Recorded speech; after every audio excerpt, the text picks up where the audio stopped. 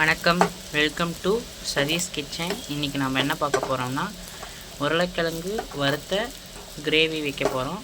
வாங்க எப்படி வைக்கலான்னு பார்க்கலாம். மிக்சியில் அரைக்கிறதுக்கோசரம் நம்ம வெங்காயம் பொன்னிறமாக வறுத்தாச்சு.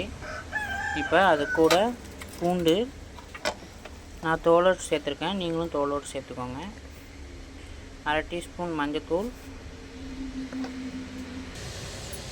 தனியாத்தூள் 1 டீஸ்பூன், மிளகாய்த்தூள் உங்களுக்கு தேவையான அளவு, கறி மசாலா தேவையான அளவு. இப்போ இதை நம்ம வெங்காயத்தோடு சேர்த்திக்கலாம்.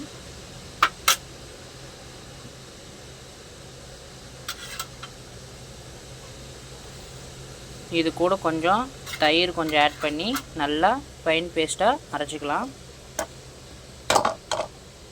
இப்போ நம்ம உருளைக்கிழங்கு வறுத்து எடுக்க நம்ம சாதாரணமாக வீட்டில் யூஸ் பண்ணுற மிளகாய் தூள் கொஞ்சம் போட்டுக்கிறேன்.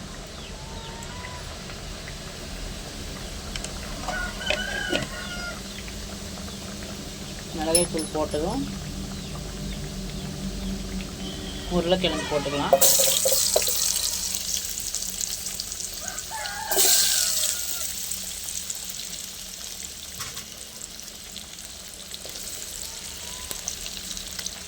உருளைக்கிழங்கு போட்டு நல்லா அது அது வறுத்து எடுத்துக்கலாம்.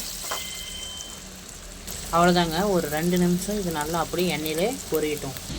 பாருங்க, பொரியல் பண்ணுறதுக்கு எண்ணெயில் போட்டு வறுக்கிறதுக்கு சோம்பு, இலை, கிராம்பு, பச்சை மிளகாய், பட்டை, கருவேப்பிலை, இதுதான். நான் தான் சொன்னீங்கள்லங்க, தயிர், மிளகாய்த்தூள், வெங்காயம், பெரிய வெங்காயம் போட்டு வதக்கி ஆட்டிட்டு வந்துட்டேங்க.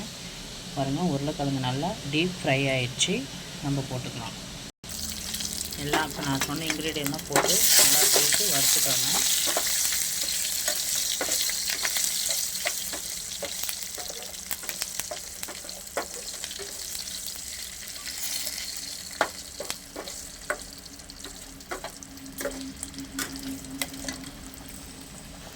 நல்லா வதங்கிடுச்சுங்க. இப்போ நம்ம இதில் அரைச்சி விட்ட சாந்து சேர்த்திக்கலாம்.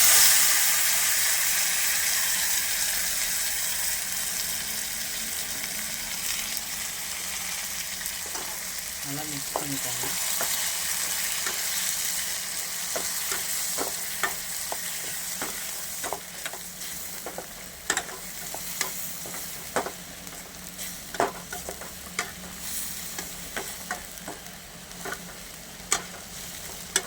அதிலே பெரிய வெங்காயம் அரைக்கும் போது நீங்கள் தயிர் கொஞ்சம் சேர்த்துக்கோங்க.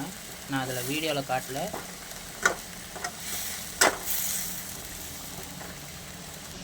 உப்பு 1 டீஸ்பூன் போட்டுக்கோங்க. நல்லா வதக்கி விட்டுக்கோங்க. இப்போ நம்ம இதை போட்டதும் நம்ம வறுத்து வச்சுருக்கோங்கள்ல உருளைக்கிழங்கு போட்டு ஆட் பண்ணிக்கோங்க. உருளைக்கிழங்கு ஆட் பண்ணதும் நான் வெள்ளை சுண்டல் எடுத்துருக்கேங்க. உங்களுக்கு தேவைன்னா போட்டுக்கலாம், இல்லைன்னா விட்டுறலாம், நல்லாயிருக்கும். வெள்ளை சுண்டல் கொஞ்சம் போட்டுக்கிறேன். நல்லா வதக்கி விட்டுக்கோங்க.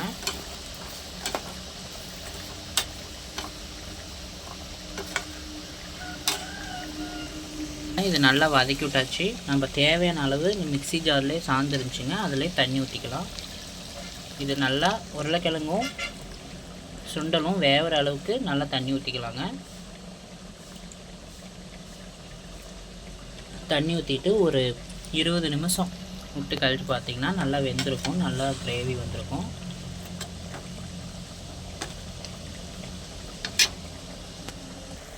அவ்வளோதாங்க, நம்மளோட உருளைக்கிழங்கு வறுவல் குருமா ரெடி ஆயிடுச்சு. இப்போ நம்ம கடைசியாக கொத்தமல்லி தூள் இலை போட்டு இறக்கிக்கலாங்க. ஆஃப் பண்ணிடுங்க அடுப்பை. அவ்வளோதாங்க, நம்ம கிரேவி ரெடி. இது நம்ம ஒயிட் ரைஸ், சப்பாத்தி, பூரி எல்லாருக்கும் நல்லா இருக்குங்க. ட்ரை பண்ணி பாருங்கள்.